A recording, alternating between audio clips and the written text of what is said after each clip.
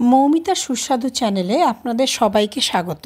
সপ্তাহের শেষে মাছের বাটিতে যে ছোট ছোট টুকরো বা ঘাড়ের কাছে কাটার টুকরোটা পড়ে থাকে, সেই টুকরোগুলো দিয়েই আজ বানালাম কাতলার কাটা চচ্চড়ি।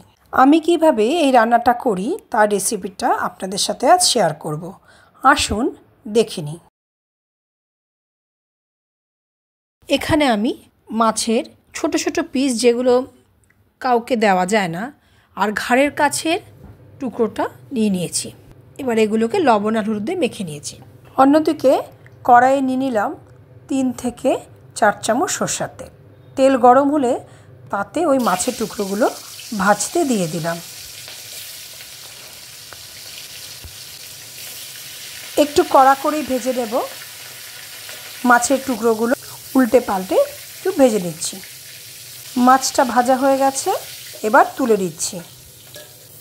এবার ওই তেলেই দিয়ে দিলাম 1/2 চামচ গোটা জিরে, থেতো করে রাখা এলাচ দারচিনি দিয়ে দিলাম, আর 4-5 কোয়া রসুন কুচি দিয়ে দিলাম। সবগুলো ভাজা হয়ে গেছে। এবার তার মধ্যে দিয়ে দিলাম 4টে মিডিয়াম সাইজের আলু ডুমো করে কেটে। আলুগুলো একটু লাল লাল করে ভেজে নিচ্ছি। আলুগুলো ভাজা হয়ে গেছে। এবার তাতে একটা মিডিয়াম সাইজের পেঁয়াজ কুচি কুচি করে, মানে লম্বা কুচি করে কেটে দিয়ে দিলাম। সবগুলো দিয়ে এবার খুব ভালোভাবে ভেজে নেব। পেঁয়াজটা ভাজা হয়ে গেছে। এইবার তাতে দিয়ে দিচ্ছি লঙ্কা কুচি। ঝাল অনুযায়ী লঙ্কা কুচি ব্যবহার করবেন। আর দিয়ে দিলাম একটা 1/4 টমেটো টুকরো।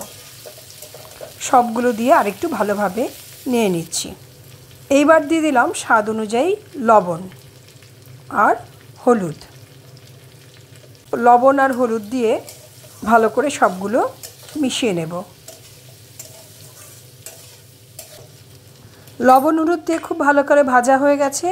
এবার তাতে দিয়ে দিচ্ছি খুব সামান্য পরিমাণে জল, যেটা দিয়ে এই মশলাগুলো দিয়েছি সেগুলো একটু কষিয়ে নেব। এই জলে কিন্তু আলুগুলো অনেকটা সেদ্ধ হয়ে যাবে। জলটা শুকিয়ে এসছে, আলুটাও সেদ্ধ হয়ে গেছে। খুন্তির সাহায্যে দেখে নিচ্ছি আলুটা সেদ্ধ হয়েছে কিনা। আলুটা সেদ্ধ হয়ে গেছে।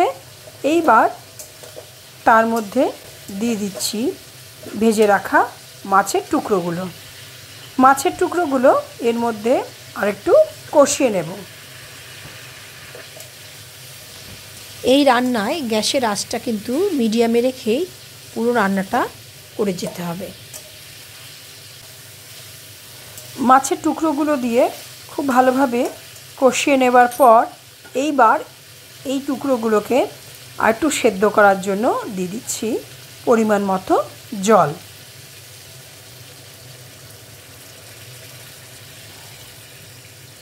জল দিয়ে মাছের কাটা আর টুকরোগুলো এই আলুর সাথে সেদ্ধ করে নেব। অনেকটা সেদ্ধ হয়ে এসছে আর জলও শুকিয়ে গেছে। জলটা অনেকটা টেনে এসছে, প্রায় নেই বললেই চলবে। মাছের কাটাগুলো কিন্তু সেদ্ধ হয়ে গেছে। খুন্তি দিয়ে চাপ দিলেই কিন্তু ভেঙে যাচ্ছে। এইবার গ্যাসের ফ্লেমটা একটু বাড়িয়ে নিয়ে ভালো করে কষিয়ে জলটা পুরো শুকিয়ে নেব। জল কিন্তু পুরোপুরি শুকিয়ে গেছে। গ্যাস বন্ধ করে এবার একটা সার্ভিং বলে ঢেলে নিচ্ছি। তৈরি হয়ে গেল কাতল মাছের কাটা চচ্চড়ি। গরম গরম ভাতে উপভোগ করুন এই সুস্বাদু কাতল মাছের কাটা চচ্চড়ি। আমার ভিডিওটি ভালো লাগলে লাইক, শেয়ার এবং সাবস্ক্রাইব করতে ভুলবেন না।